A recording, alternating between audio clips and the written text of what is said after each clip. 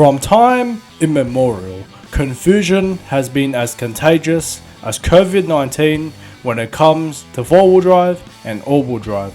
Are they really the exact same thing, or are they actually complete opposites? Well, the story might not be as simple as you may think. We'll touch on that shortly. Now, riddle me with this. There are 4 crowns, each marked with a different engraving: off-road, performance, weather, and daily driving. Which drivetrain will claim them all? Find out in this enthralling tale as we reveal the worthy kings of each category. But first, let's...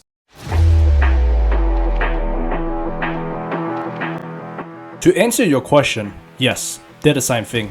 They both can send power and torque to all 4 wheels, unlike rear-wheel drive and front-wheel drive, and as a result, they both have 2 drive shafts and 2 differentials.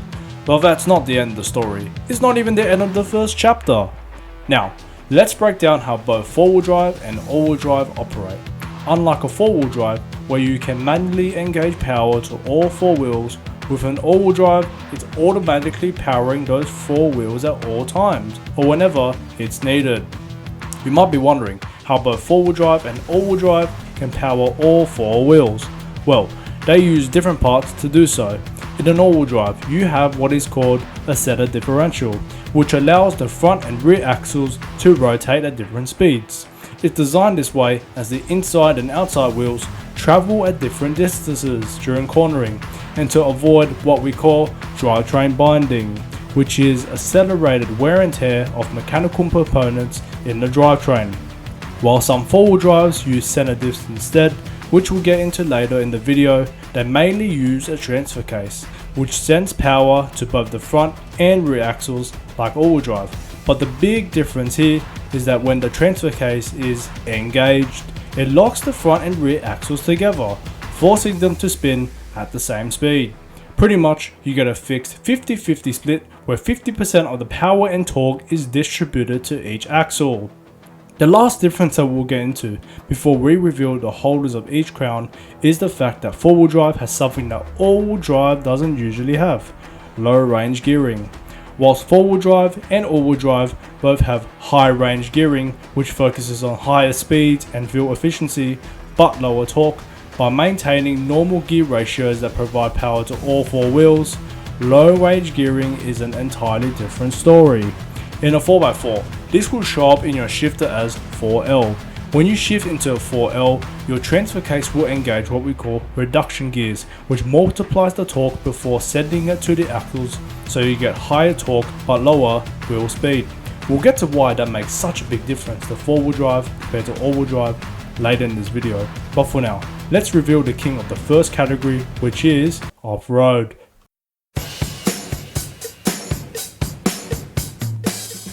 So, what exactly does off-road driving include?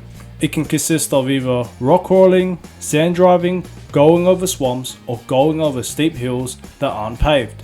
For this particular type of driving, we don't want the fastest car, but the roughest and toughest car which is able to navigate these shoddy surfaces without much trouble. And that's a specific drivetrain that has all the trump cards necessary to overcome the house and claim the throne. It's 4-wheel drive. Let's examine what these trump cards are compared to all-wheel drive.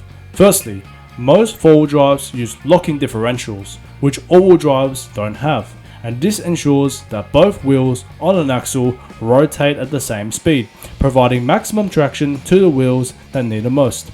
This is very useful when, say, your rear wheels are stuck in the ditch.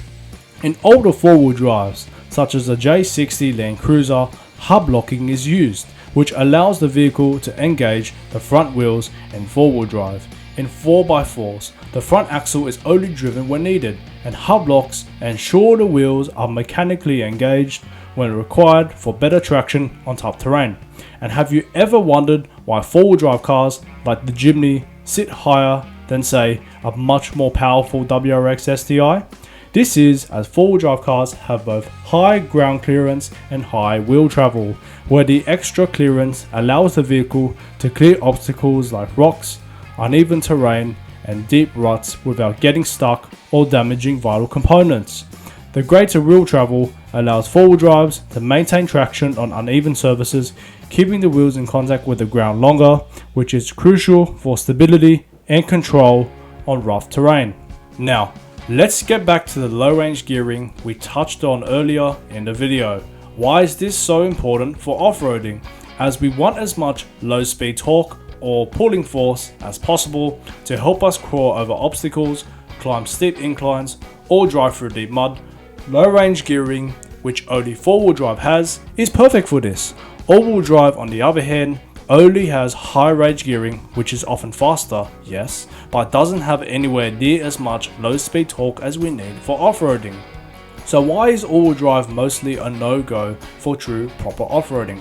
These usually sit much lower than 4-wheel drive and don't offer the same sturdy construction that 4-wheel drive has, with features such as solid axles, heavy-duty suspension, and more durable chassis and frames. The majority of all-wheel drive systems, instead of locking differentials, use a front open differential and a clutch to engage the rear. So, unlike these locking dips, if your car gets stuck in mud, then it will be much more difficult to get out, as you have to floor the gas to get the rear clutch to engage. And the downside is that if you get out too fast, then you'll lose control. But there's a twist to the tale. What if you needed a car that could traverse through the desert or through the beaches and sand?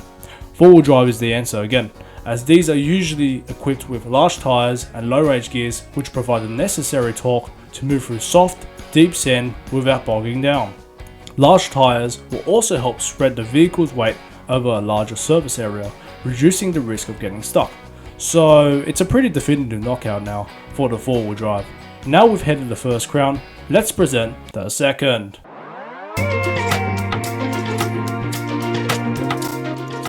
What actually is a performance car? Well, Wikipedia defines this as a car that exhibits above average capabilities in one or more of the following areas: acceleration, top speed, cornering, and braking. Let's focus on those first 2 points for a second. To get as much acceleration and top speed as possible, we'll need high range gearing, which focuses on high wheel speed. Now, 4-wheel drive cars are heavy, but they don't quite make as much power as all-wheel drive cars. Well, not all the time. There's literally a Nissan Patrol in the Grand Tour that took Hammond's 918 Spider to Gapplebee's. But let's focus on cornering. To get fast cornering speeds on the road, you'll need a few things: low center of gravity, no body roll, and sharp turning. If we look at how 4-wheel drives work, they have absolutely none of these things. Since they sit so high, weigh so much, and have locking differentials, they will struggle a lot in these tight bends, as they have loads of body roll, especially compared to, say, a Huracan Performante as an extreme example. So you probably guess who takes the crown for now. It's all-wheel drive. Do you know any cars that can go over 400 kilometers an hour and have 4-wheel drive? I think not. In a similar fashion to 4-wheel drive, let's list all the ammunition that all-wheel drive has over 4-wheel drive to secure the coveted performance crown.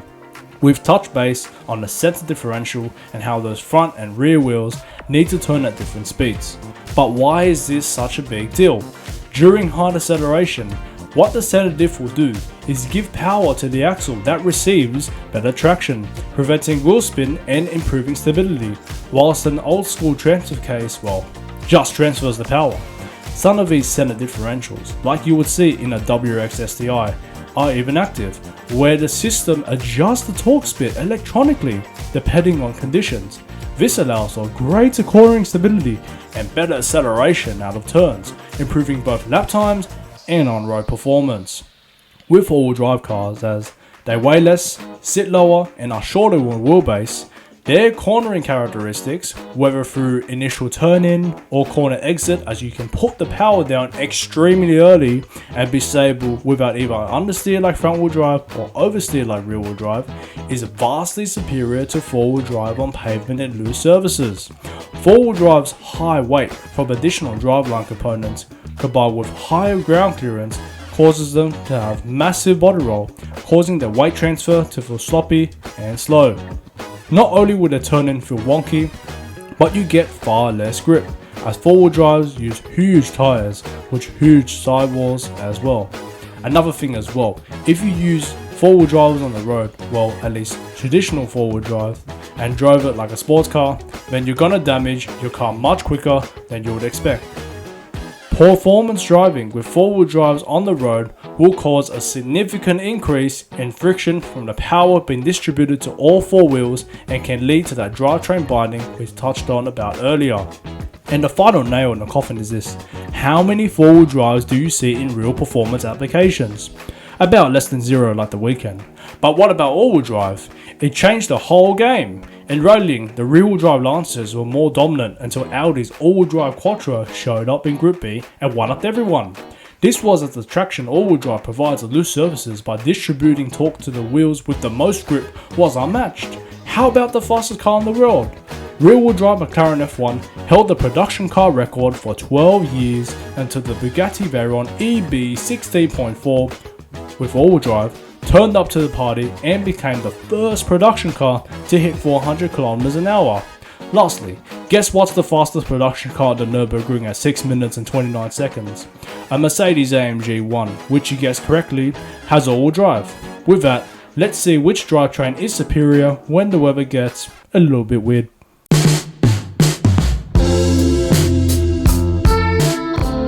Before we crown the worthy weather winner, let's address something. The myth that all-wheel drive and 4-wheel drive are unstoppable, even in bad weather. We've already established that all-wheel drive and 4-wheel drive systems both help distribute power to all 4 wheels. But if the weather conditions are extreme enough, such as deep snow, thick ice or severe rain, no all-wheel drive or 4-wheel drive system, no matter how good it is, can guarantee perfect grip. For example, in icy conditions, traction is still limited, and neither all-wheel drive nor 4-wheel drive can overcome the laws of physics when there's too little friction between the tires and the road. So, if you drive like a yobbo with all-wheel drive and 4-wheel drive, guess what? You'll end up crashing like a yobbo. You still have to know what you're doing in slippery or low traction conditions, so that you don't spin out or hydroplane. Now, let's get on to the coronation, shall we? In rainy or mildly snowy and icy, low grip roads, all-wheel drive is going to be the better choice here, as all-wheel drive can automatically send power to all 4 wheels. This helps maintain stability and grip, and improves traction and prevents wheel spin without requiring driver intervention, unlike 4-wheel drive. The key benefit here is that you can focus on not losing control in these low grip inclement conditions, instead of having to worry about engaging power manually. But what if the snow gets very, very deep? Simply put, 4-wheel drive is going to be far superior for this type of terrain. This is as the combo of low range gearing with its gobs of torque and locking differentials with its ability to distribute power evenly to all 4 wheels allows you to avoid getting stuck in deep snow. In extreme weather conditions, this combo allows 4-wheel drives to power through and maintain forward motion even when the surface offers little traction. So, can a crown be shared for this category? Well, not quite. You might think part-time 4-wheel drive systems with their ability to be either 2-wheel drive or 4-wheel drive might work, but frankly, 2-wheel drive isn't going to have enough traction on the snow over proper all-wheel drive. We've already gone over how damaging engaging 4-wheel drive can be on pavement when you lock those dips. However, there's a modern solution. Modern Land Cruisers with its multi-mode selection for all different types of conditions instead of a transfer case uses a torsion center differential that allows for slippage. So here you get the best of both worlds. All-wheel drive behavior on low grip roads and a system that can navigate very deep snow when switched to locked 4-wheel drive modes where that center diff is locked. With this all being said, these technological advancements in 4-wheel drive means they are the deserved all-weather king. It's currently 2 crowns to all-wheel drive 1, but who will claim this final crown? Let's find out.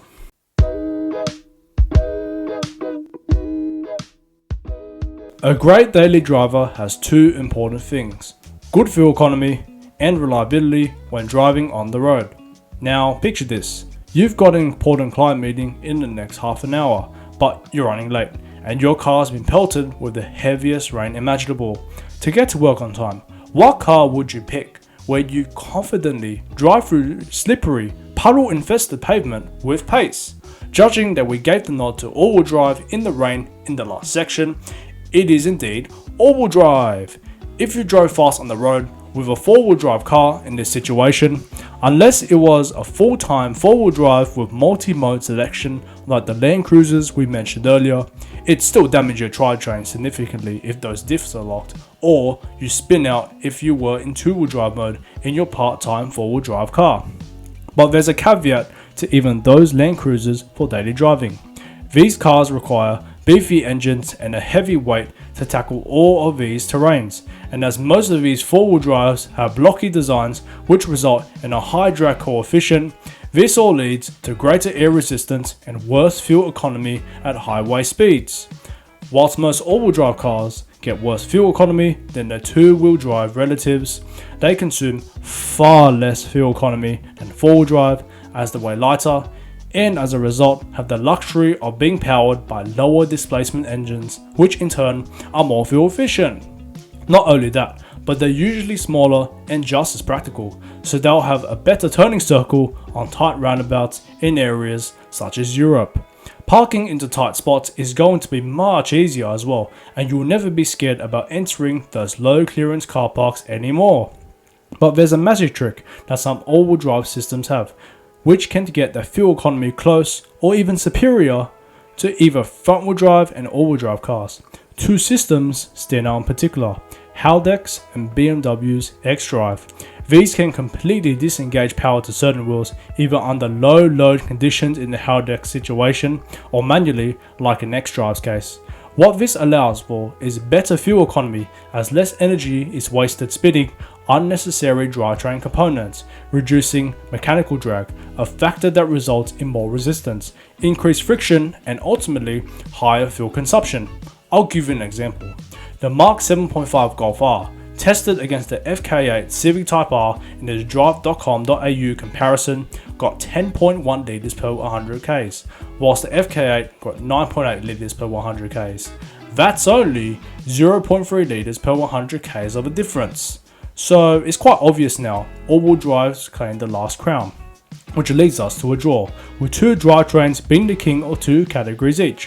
What a way to end the tale. Let's now head into the concluding remarks.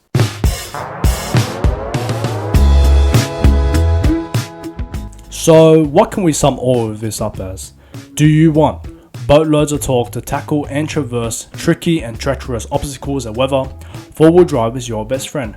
But do you need an economical daily driver and crave any type of stable speed, whether it's in a straight line, through a corner, or even during a controllable power slide? All-wheel drive is at your service. But what's the overall winner? Honestly, it depends on your use case. Unless you're going off-roading on a regular basis, we have to give the trophy to all-wheel drive here. On the street and in performance applications like drag, all-roll racing, rallying, mountain road driving, and track driving, the benefits of all-wheel drive far outweigh four-wheel drive in terms of cost, drive dynamics, and overall efficiency, even over the wicked wizardry the new Land Cruisers have with their sedatives and multiple modes for all types of terrains. And that's a wrap on this drivetrain comparo.